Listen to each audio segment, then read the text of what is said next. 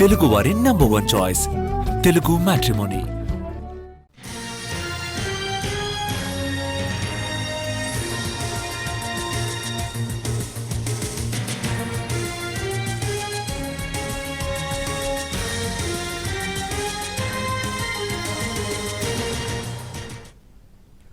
కాసేపట్లో సిబిఐ విచారణకు హాజరు కానున్నారు టీవీకే అధినేత విజయ్. కరూర్ తొక్కిసలాట ఘటనపై విజయ్ను ప్రశ్నించనుంది సిబిఐ. విచారణకు రావాలంటూ 3 రోజుల క్రితమే సమన్లు జారీ చేసింది. దీంతో కాసేపటి క్రితం ఢిల్లీకి చేరుకున్నారు. కరూర్ సభ జరిగిన రోజు వాహనం, ప్రయాణ వివరాలు, అనుమతులు వంటి అంశాలపై విచారించనుంది. కరూర్ ప్రచార ర్యాలీ సందర్భంగా జరిగిన తొక్కిసలాటలో 41 మంది మృతి చెందారు.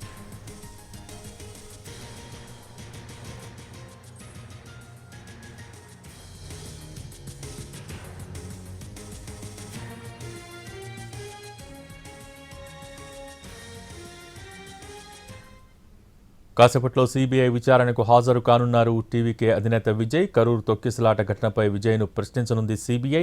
దీనికి సంబంధించి పూర్తి సమాచారం మా ప్రతినిధి రాజు ఢిల్లీ నుంచి అందించేందుకు సిద్ధంగా ఉన్నారు. Raju, over to you.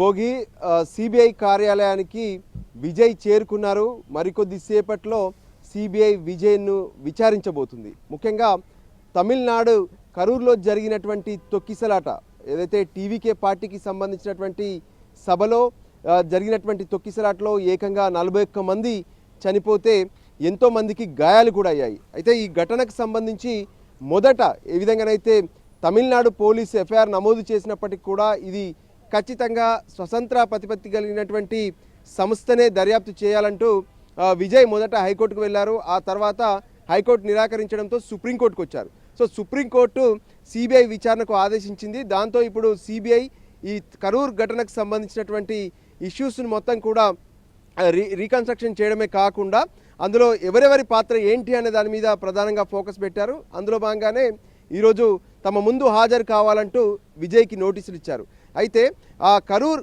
ఘటన జరిగినప్పుడు విజయ్ ఎంతమంది కోసం అనుమతి తీసుకున్నారు, అక్కడ ఆ పార్టీకి సంబంధించి ఎంతమంది హాజరు కావాలని అనుమతి తీసుకున్నారు, ఎటువంటి ఏర్పాట్లు చేశారు, సో ఎప్పుడు సభ అనుకున్నారు. ముఖ్యంగా కొంత విజయ్ రావడానికి ఆలస్యం అవుతుండడం వల్లే అక్కడ ఉన్నటువంటి ఎవరైతే పార్టీకి సంబంధించినటువంటి కార్యకర్తలు కావచ్చు, ఆయన అభిమానులు కావచ్చు, వాళ్ళందరూ కొంత గందరగోళానికి గురయ్యారు. అంతేకాదు పెద్ద ఎత్తున మాబ్ అనేది అక్కడికి వచ్చిందని కూడా అంటున్నారు. సో దీనికి సంబంధించి విజయ్ వర్షన్ ఏంటి అనే దాని మీద ప్రధానంగా సిబిఐ ఈరోజు విచారణ జరపబోతుంది.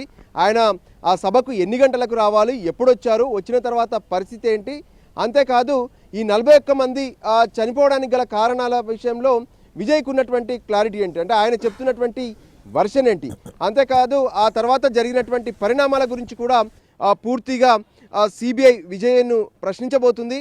ఆ తర్వాత ఏదైతే అక్కడ ఉన్నటువంటి కొంతమంది పార్టీ కార్యకర్తలు బాధితులను కూడా ఇప్పటికే సిబిఐ రీచ్ అయింది. సో దానికి అనుగుణంగానే ఇప్పుడు తమిళనాడులో కొంత తీవ్ర విషాదంగా మారినటువంటి, అంటే పార్టీ కార్యక్రమానికి వచ్చినటువంటి వాళ్ళు 41 మంది చనిపోవడం, అది కూడా ఎంతో ఇబ్బందికరమైనటువంటి పరిస్థితుల్లో ఊపిరాడక కొంతమంది ఏదైతే పోస్ట్మార్టం రిపోర్ట్లో వాళ్ళ పైనుంచి నడుచుకుంటూ పోవడం వల్ల వాళ్ళ రిప్స్ కూడా విరిగిపోయాయని, గొంతు పైన కాళ్ళు పడ్డాయని, ఇటువంటి ఎన్నో పోస్ట్మార్టం రిపోర్ట్స్లో వచ్చాయి. సో దానికి అనుగుణంగానే ఇదంతా ఎంతో విషాదమైనటువంటి అంశం, తన జీవితంలోనే ఎంతో గందరగోళమైనటువంటి అంశం అంటూ కూడా విజయ్ స్పష్టం చేశారు. సో దానికి అనుగుణంగా ఈరోజు సిబిఐ జరుపుతున్నటువంటి విచారణలో మరి విజయ్ ఏ అంశాలు చెప్పబోతున్నారు, దీనికి సంబంధించి సిబిఐ విచారణలో కొంత విజయ్ ఇచ్చేటటువంటి స్టేట్మెంట్ మాత్రం కీలకం కాబోతుందని చెప్పి ఇప్పటికే అటు సిబిఐ అధికారులు కూడా స్పష్టం చేస్తున్నారు.